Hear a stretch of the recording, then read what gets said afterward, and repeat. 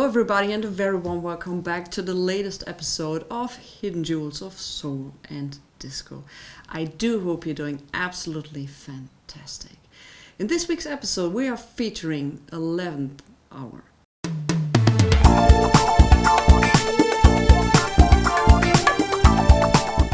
Why 11th Hour actually re-recorded the original version of Lady Marmalade twice? Well, we'll discuss this after some needle drops. Every time you kiss me like a bug. Ready, ready, ready, ready or not, I get off on yes, I come as a bumper. Got you in a tight spot, girl. Come as a bumper. Ready, ready, ready, ready, let's go, yeah.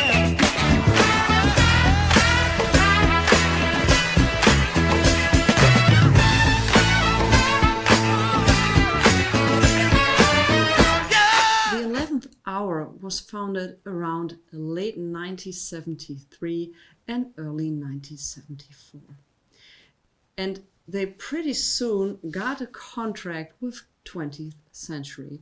And they released their first album in 1974, and actually being more specific, in June of 1974. And they called their debut album Greatest Hits. I love that. That record featured a track which became, in November of the same year, a smashing hit for the group LaBelle, and it was called Lady Marmalade. But before we get into the other story, the other history of 11th Hour, let me introduce you the members of the group. And these were Bob Creevy, Jerry Carbetta, Jim Hayes, John Joyce, Kenneth Kerr, Kenny Nolan, Michael Gray, and Patty Schultz. Greevy and Nolan were the backbone of the group. They wrote most of the material and also Lady Marmalade. In 1975, the group released a hit, or a single, which became a hit, which was called Hollywood Hot. And that track really is funky as hell. And that created a buzz, and to cash in on that hit, they released in early 1976 the album Hollywood Hot, and here it is in all of its glory. It has been done as a gatefold, as you can see, very colorful.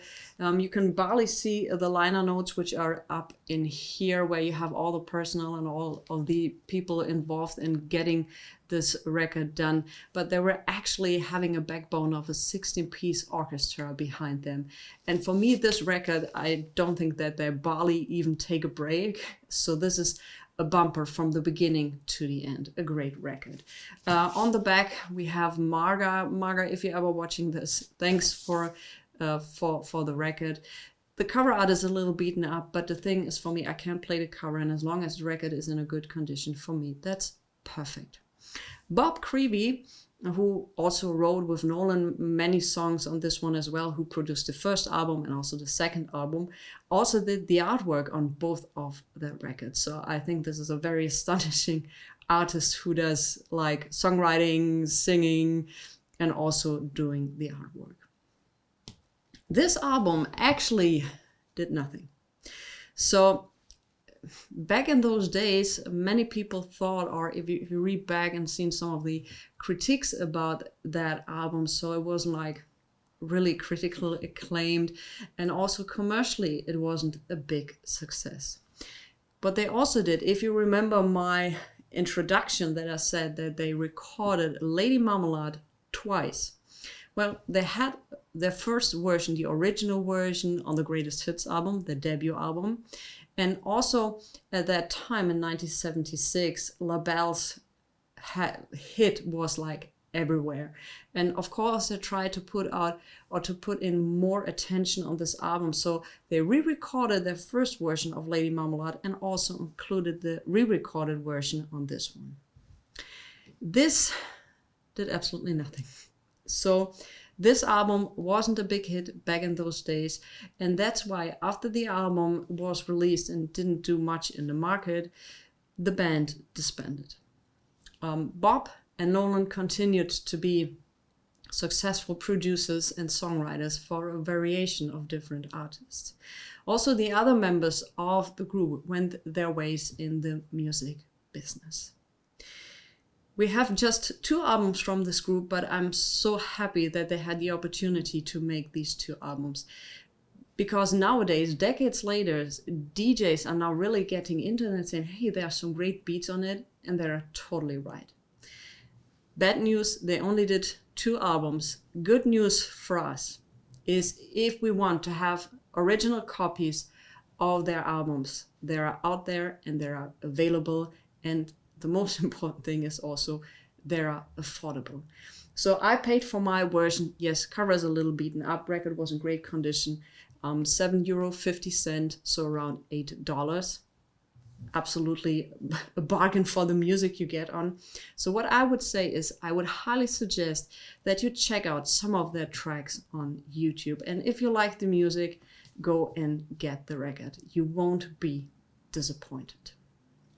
That's where the story ends with 11th Hour.